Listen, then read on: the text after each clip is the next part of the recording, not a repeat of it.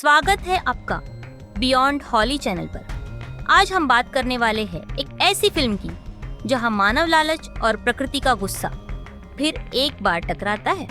हाँ दोस्तों, यह है जुरासिक वर्ल्ड रीबर्थ 2025, जहां डायनासोर सिर्फ खतरनाक नहीं बल्कि पहले से भी ज्यादा स्मार्ट और खतरनाक बन चुके हैं। कहानी शुरू होती है जुरासिक वर्ल्ड डोमिनियन 2022 के कुछ साल बाद। दुनिया ने डायनासोर के साथ रहना सीख लिया है, लेकिन यह साथ रहना किसी समझौते से ज्यादा एक तनाव जैसा है। कुछ जगहों पर डायनासोर अब भी खुले घूम रहे हैं, खासकर ट्रॉपिकल जोन्स में जहां तापमान उनके लिए अनुकूल है। दुनिया भर की सरकारों ने रेस्ट्रिक्टेड डायनो जोन्स बना रखी है, परंतु कुछ लालची कंपनियां इन क्षेत्रों में गुप्त रूप से DNA रिसर्च और बायोवेपन प्रोजेक्ट्स चला रही है। इन्हीं में से एक कंपनी है जेनसिन बायोटेक, जिसका मिशन है डायनासोर के DNA से नए दवाएं और जेनेटिक अपग्रेड्स बनाना। लेकिन उनके पीछे असली मकसद कुछ और है, डायनासोर को नियंत्रित करने वाला ह्यूमन प्रोजेक्ट। कहानी अब शिफ्ट होती है हमारी मुख्य किरदार जोरा बेनेट स्कारलेट जोहानसन पर, जो एक पूर्व स्पेशल ऑप्स एजेंट है जिसे जेनसिन कंपनी एक गुप्त मिशन के लिए हायर करती है।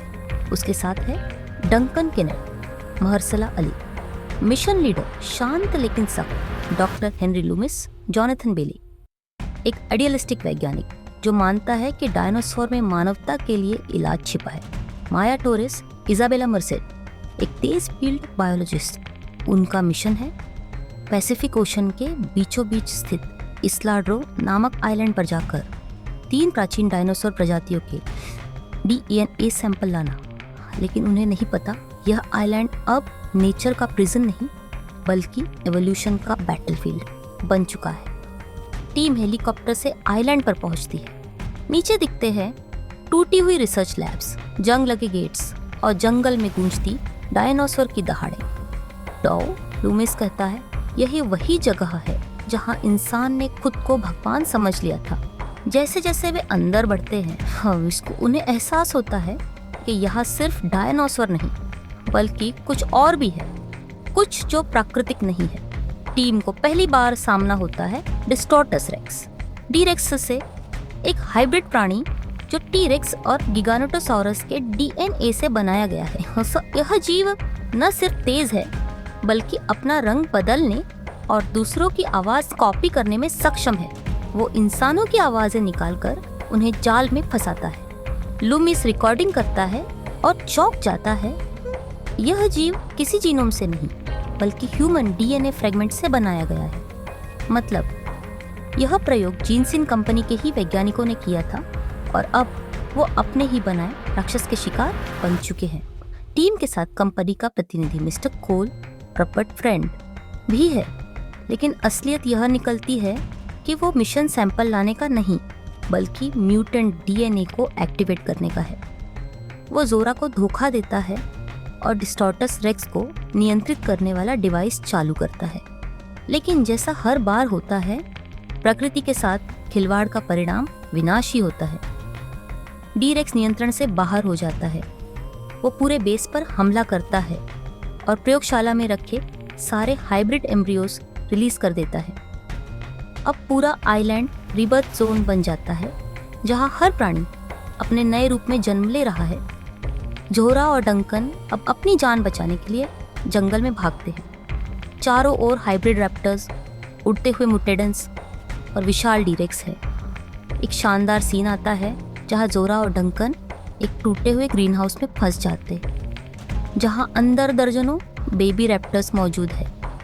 वो उन्हें झांसा देकर बाहर निकलते हैं, लेकिन उसी वक्त डी-रेक्स पीछे पहुंच जाता है। डंकन खुद को बलिदान कर देता है ताकि जोरा और लूमिस भाग सके। वो डी-रेक्स को रोकने के लिए विस्फोट करता है और जमीन फट जाती है, लेकिन डी-रेक्स फिर भी बच जाता है। फिल्म के क्लाइमेक्स में जोरा और लूमिस एक टूटे हुए कंट्रोल टावर तक पहुंचते हैं। यहाँ लूमिस को पता चलता है कि जेनसिन कंपनी ने उनके हर मूवमेंट को रिकॉर्ड किया था। मतलब वो शुरू से ही उन्हें टेस्ट सब्जेक्ट बना रहे थे। जोरा आखिरी बार डी-रेक्स का सामना करती है। वो पुराने जुरासिक फैसिलिटी के पावर सिस्टम को एक्टिव करती है और डी रेक्स को इलेक्ट्रोमैग्नेटिक फील्ड ट्रैप में फंसा देती है। भयानक लड़ाई के बाद डी रेक्स गिर पड़ता है, लेकिन जाते जाते वो एक गूंज छोड़ जाता है जिससे सारे हाइब्रिड रैप्टर्स फिर जिंदा हो उठते हैं। लूमिस समझ जाता है यह अंत नहीं, यह एक नई शुरुआत है। Ending scene. The rebirth island विस्फोट से नष्ट हो जाता है। जोरा और लूमिस हेलीकॉप्टर से निकलते हैं। फिल्म का आखिरी सीन। कई साल बाद एक मरुस्थल के बीच में एक विशाल अंडा खुद ब खुद फूटता है। उससे निकलता है एक नई प्रजाति, आधा डायनासोर आधा कुछ और स्क्रीन पर आता है text, the rebirth has began. यह फिल्म असल में इवोल्यूशन वर्सेस ह्यूमन कंट्रोल की कहानी है। यह दिखाती है कि इंसान चाहे जितना भी आगे बढ़ जाए, प्रकृति हमेशा एक रास्ता ढूंढ लेती है। लाइफ फाइंड्स ए वे। जोरा और लूमिस नए युग के प्रतिनिधि हैं जो मानते हैं कि विज्ञान को संयम चाहिए, न कि अहम। रिबर्थ का मतलब सिर्फ डायनासोर का नहीं, बल्कि मानवता के नए अध्याय का है, जहां इंसान फिर से अपनी गलतियों का सामना करेगा। सो दोस्तों, यह थी जुरासिक वर्ल्ड रिबर्थ 2025 की पूरी कहानी। विस्तार से एक ऐसी फिल्म जो हमें सिखाती है कि अगर इंसान खुद को भगवान समझ ले तो प्रकृति उसे याद दिला देती है कि असली शक्ति उसके हाथों में नहीं, प्रकृति के हाथों में है। अगर आपको यह वीडियो पसंद आई हो तो लाइक करें, शेयर करें